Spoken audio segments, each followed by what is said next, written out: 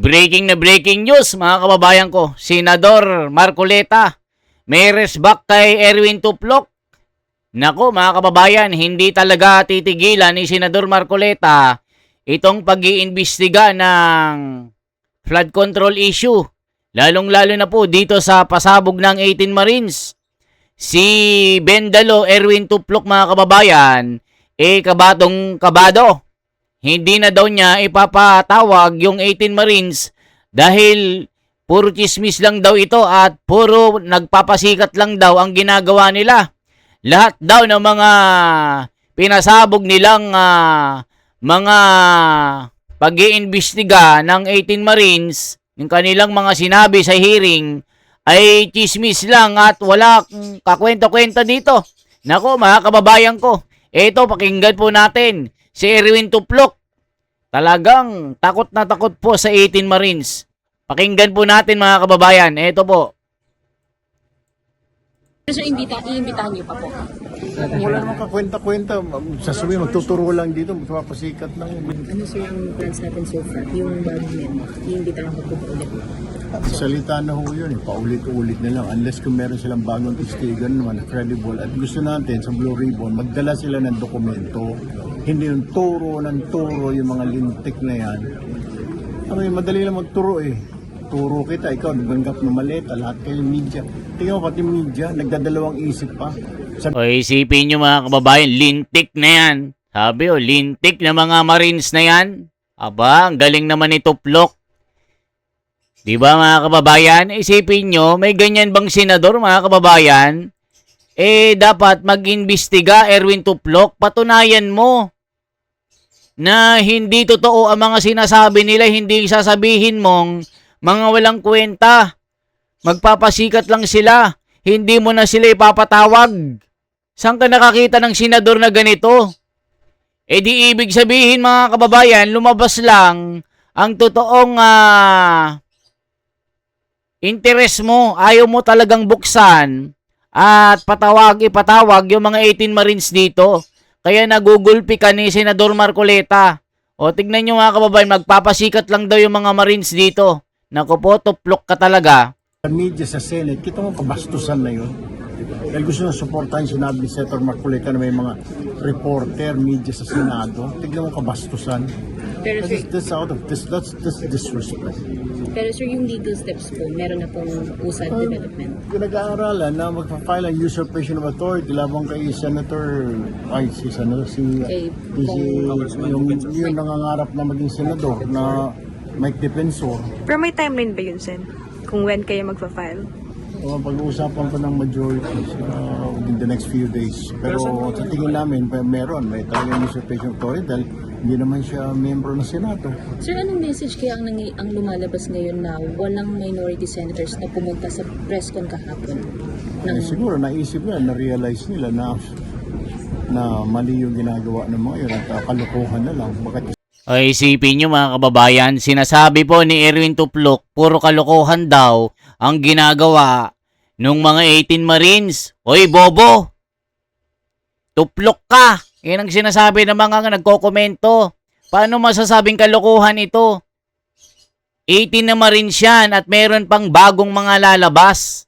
Paano mo sasabihin kalokohan at chismis lang at gawa-gawa lang ito? Samantalang kay Trillanes, nag-iisang asong ulol. Itong si Madriaga na nagtuturo kay BP Sara ay naniniwala kayo. Samantalang yung 18 na Marines na meron ng mga video, meron ng mga resibo, mga chat, may mga group chat, may mga picture ng mga bahay nyo. Mga hestas, barabas kayo. Sasabihin mo, mga chismis lang at gawa-gawa lang ito. Tapos ayaw mo nang paimbestigahan? Talagang ayaw mo lang talaga maimbestigahan yung pangalan mo kasi ikaw, isa ka sa mga nakatanggap at nagpayaman dito sa korupsyon na ito. Only in the Philippines. Pag sa Korea, sinugod ka na ng mga tao. Pag sa Japan, talagang binato na yung bahay mo. Diba mga kababayan, dito lang sa Pilipinas, huling-huli na mga kababayan. Tinatanggi pa. Parang seaman, huling-huli sa akto, nakapatong na. Ayaw pang aminin. Nakita nung asawa, nakapatong na yung seaman na asawa. Di ba? Diyan kayo magaling sa mga nag-aaway na mga mag-aasawa, na mga kabit-kabit, na mga syubet-syubet, na mga bebot-bebot na mga kanor. Di ba diyan ka magaling? Kasi nga, kakasuhan ka din ng human trafficking sa ginagawa mo. Manloloko ka. Hindi ka nahiya sa mga anak mo at asawa mo, tas sasabihin mo, mahal na mahal ko ang asawa ko, pero ikaw, may nagdadala ka ng bebot, namimili ka ng mga menor de edad. Ayun ang sabi ng mga Marines, kaya sabi mo, nagpapasikat lang sila, walang kakwento-kwento, walang kakwenta-kwenta, kwekwelyuhin kita, bibit-biting kita.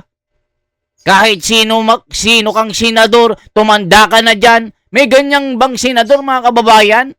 Nako po, itong tuplok na ito, magaling lang sa away mag-asawa, papasikat din eh. Ba't ba nanalo ito, mga kababayan, itong senador na ito? O, ituloy pa natin. Nako po, itong tuplok na ito, mananalo pa kaya ito? Sisipot doon, puro kasi nangalingan. Madali kasi magturo eh, di ba? Kung sino-sino na, may mga media na nga tinuro eh. Kasi para maging credible sila, iba na namang tinuro nila.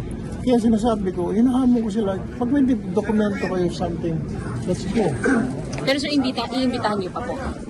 Wala namang kakwenta-kwenta, sasabihin, magtuturo lang dito, magpapasikat lang. May target date na ba sa next season? Wala pa, sa after SONA.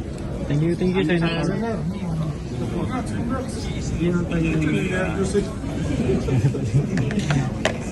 Ayun mga kababayan ko, yan ang pasabog niya.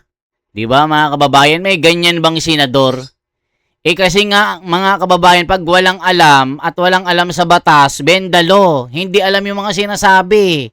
Sabihin niya, papasikat. Walang kakwento-kwenta. May ganyan ba mga kababayan? Kasi nga, dawit ka. Tapos sasabihin mo, kabastusan. Ikaw ang bumabastos sa taong bayan. Ikaw yung nang bubudol, wala kang kwenta. Yan ang sinasabi ng tao. Mga kababayan ko, tingnan nyo ha. When thieves run a country, corruption becomes law and honestly becomes rebellion. Ituloy nyo ang flood control kung wala talaga kayong tinatago. Ang ugali mo ang hindi ka karespeto. Tinuturo ka, hindi ka nakatanggap kinakatakutan mo. A country run by thieves doesn't lose its wealth overnight. It loses its future one theft at a time. Totoo naman yun, Erwin. Nagbingi-bingihan lang kayo. Dapat hindi ikaw dyan sa Blue Ribbon kasi nakatanggap ka rin ng maleta. Kita nyo mga kababayan ko. Ito ba ang Blue Ribbon Committee Chairman, mga kababayan? Nako po. Bendalo lahat ang mangyayari.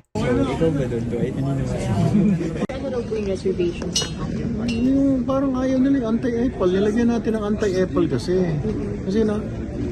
Kasi parang practice na nila. Ito yung ginagamit ng pag-eleksyon, pamimigay AX. Inalis natin yun. Since DSWD pa ako, nakikita ko pinagbawal sa mga politiko. Tapos ngayon, gusto nila, ayaw nilang alisin, lagyan ng provision na bawal ng politiko. Pero sir, ngayon, parang Hindi ko alam. Pero Senator, kailan pa ba yung idaan sa plenaryo nila? Pero kailangan pa tabawag daw ang Malacanang para pilitin sila. sir, sorry, sunod ko lang po sa Blue Ribbon. Ano sir ang plans natin so far? Yung bago, iimbitahan ka po ba? Salita na ho yun, paulit-ulit na lang. Unless kung meron silang bagong testigan naman na credible. At gusto natin sa Blue Ribbon, magdala sila ng dokumento. Hindi yung turo yung mga lintik na yan. Madali lang magturo eh. Turo kita, ikaw, nagbandak ng maleta, lahat kayo media. Tingnan mo, pati media, nagdadalawang isip pa. Sa media, sa Senate, kita mo, kabastusan na yun. May gusto nang supportahan, sinabi ni Senator Marcoleta na may mga reporter, media sa Senado. Tingnan mo, kabastusan. That's disrespect. Pero sir, yung legal steps po, meron na po yung usad development. Pinag-aaralan na magpa-file ang usurpation of authority labang kay yung nangangarap na maging senador. Bakit hindi pa pwedeng mangarap maging senador si Mike Defensor? Bobo! Bakit ikaw? Nung ikaw ay komentarista pa at vlogger sa iyong programa, na binabanatan mo itong mga senador na kupal. Hanggang ngayon mga kupal. Di ba sinasabi mong bobo si Kiko Pangilinan? Tinatawag mong Hestas Barabas, sila Trillanes, sila Risa Ontiveros, sila sino pa? Si Madam Lenny, binabanatan mo. Sinasabihin mong bugok at mga bobo at mga demonyo. O ngayon, eh di nagbalandra sa mukha mo, sinampal ka ni Marcoleta. Sasabihin mo, walang kwenta ang mga Marines na ito dahil nga dinadawit ka. Alam na alam niyong bahay mo. Erwin Tuplok. Eh talagang ano kuya mo nga Ramon Tulfo nakatanggap ng maleta din dito O tas sasabihin mo walang natanggap ang mga media na ito. O tatlo na kayong magkakapatid. Yung matandang kuya mo. Ikaw tumatanda ka na rin. Tignan mo yung mukha mo, banat na banat. Ang sabi nung isang kakatira mo daw ng bebot Kakatira mo ng robos kaya nababanat yung mukha mo Yan ang sinasabi ng taong bayan, mga kababayan ko na galit dito sa bendalo na ito. O ituloy pa natin. Mike Defensor. Pero may timeline ba yun, sir? Kung when kayo magpa-file? Pag-uusapan pa ng majority within the next few days. Pero sa tingin namin, meron. May talagang usurpation of authority dahil hindi naman siya miyembro ng Senado. Sir, anong message kaya ang lumalabas ngayon na walang minority senators na pumunta sa press con kahapon? Siguro naisip nila, na-realize nila na mali yung ginagawa ng mga yun at kalukuhan na lang. Bakit isisipot doon, puro kasinungalingan. O mga kababayan, puro kasinungalingan daw yung mga sinasabi ng mga Marines. Ako po, Erwin Tuplok. Sino bang nagsisinungaling? Mukha mo pa lang Di ba mga kababayan, mukha pa lang, makikita mo na hindi honest itong taong ito. Nako po mga kababayan. Dali kasi magturo, di ba? Kung sino-sino na, may mga media na nga tinuro kasi para maging credible sila, iba na namang tinuro nila. Kaya sinasabi ko, inahamon ko sila, pag may dokumento kayo something, let's go. Pero sir, imbitahan niyo po. Kung wala namang kakwenta-kwenta, sasabihin, magtuturo lang dito, magpapasikat lang. May target date na po sa next season. Wala po sa after SONA. Thank you, Senator. O yan ang Judas nakikita nyo po, yan nakikita nyo yung Judas is Lord na yan, mga kababayan ko. Nakikita nyo, Judas is Lord. Diba? Sino ka ni Marcoleta ito? Tapos bubulong-bulong ka pa. Ngayon, yung mga miyembro ng Judas is Lord ay nagtitiwalagan na, ayaw na nila kasi yung kanilang leader ay kumampi sa mga magnanakaw. Kita nyo mga kababayan, may babasahin ako sa inyo. Etong sabi mga kababayan, meron pa dito, ito po. Naglabas po ang kanilang isang miyembro ng sama ng loob. Ito mga kababayan, pakinggan nyo po ito. Magugulat po kayo dito. Tayo ng magagandang gawain. Pero mismo leader, hindi magawa. Yun yung problema sa mga So, for me, sa pamilya ko, I will make it sure na hindi na kami magsimba doon. Alam naman nila kung gaano ka magnanakaw yung sa kabila na grupo. Di ba? Pero, nag-play pa rin. Bakit? Kasi nga takot sa mapriso o ano ba. So, may bayar pa si Jinggoy. Kaysa kay Villanueva. Anong klase yan? Ayan mga kababayan ko, naglabas po ng sama ng loob yung isa na hindi na daw sila magsisimba kasama ng buong sambahayan nila. Dahil itong si Judas is Lord na si Joel Villanueva ay mas believe pa sila kay Jinggoy Estrada. Sana daw siya na ang naging leader, hindi itong Judas Iscariote na ito. So mga kababayan, ano masasabi nyo dito? Ito pang pasabog ko. Makikita nyo po, itong si Gatchalian meron palang pangarap na maging presidente. Kaya pala, pakinggan nyo po ito po. Pakinggan po natin. May pasabog po dito. May pasabog po si Topacio dito. Panoorin natin. Ito po mga kababayan ko. Panoorin nyo po. Nila, bakit daw? Okay. Sabi nila, bakit daw si Win Gatchalian ang parang namaniobra ng majority sa tulong ng Malacanang para maging Senate President. Okay, ito ang aking analysis diyan. Ito ay base hindi lamang sa haka-haka, kundi sa fact na matagal ko na pong kaibigan ang tatay ni Win Gatchalian at yung bawat takbo sa Senado ni Win Gatchalian ay tinulungan po natin yan mula sa pool pa lamang, yung una pa lamang. Ano? At even before that, ay nakakasama ko na si Win Gatchalian nung congressman pa lamang po siya. Yan. Medyo close po kami niyan. Kaya ito po ang aking unbiased at walang kulay ng politikang analysis. Okay. Unang-una po, ang premise natin, si Win Gatchalian po ay talagang may ambisyon yan na maging Pangulo ng Pilipinas. At eto I wish to emphasize, wala naman pong masama na mag-ambisyon na maging Pangulo ng Pilipinas kung talagang ang kagustuhan mo lamang naman ay maglingkod sa bayan. Wala pong masama ron. Marami naman pong nag-aambisyon sa Posisyon na yan. pagkapangulo ng Pilipinas. Okay.